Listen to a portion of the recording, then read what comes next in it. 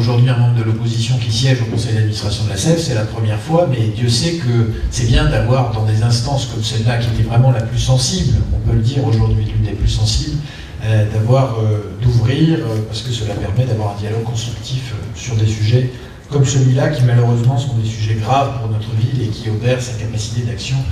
La Société d'équipement vosgienne intervient auprès des collectivités locales et des entreprises des Vosges et de la région lorsque celles-ci ont des projets d'aménagement et de construction.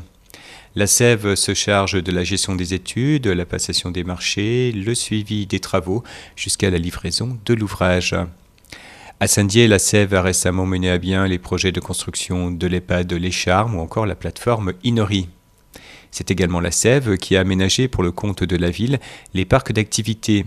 Les ZAC d'Herbaville, Eliol 4, le site TSD Grande Prairie et l'îlot du Seu ont été aménagés dans les années 90.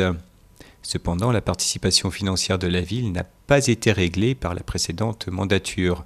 Aujourd'hui, ces cracks financiers doivent être épurés.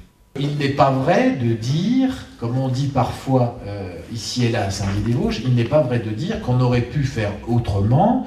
Il y avait bien 2 900 000 € qui de toute façon auraient dû être versés un jour ou l'autre et sans doute assez rapidement à la SEV. Il faut le dire, on ne pouvait pas faire autrement.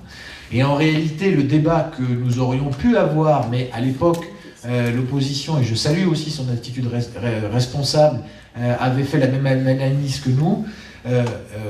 La seule choix différent qui aurait pu être fait, ça aurait été de ne pas clôturer ces opérations, de simplement les équilibrer.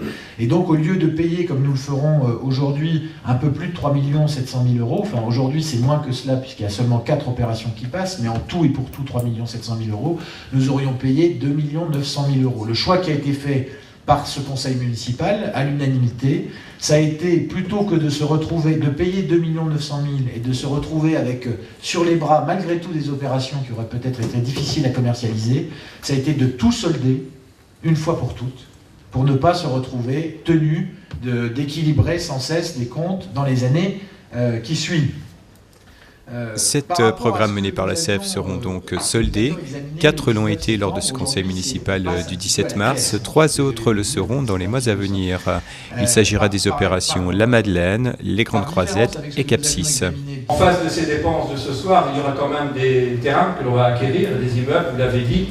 Certes, il faut sortir cet argent à très court terme, mais dans le temps, on pourra espérer, peut-être pas à la hauteur des montants inscrits, mais espérer comme des recettes futures, ce qui va venir amoindrir les dépenses de ce soir.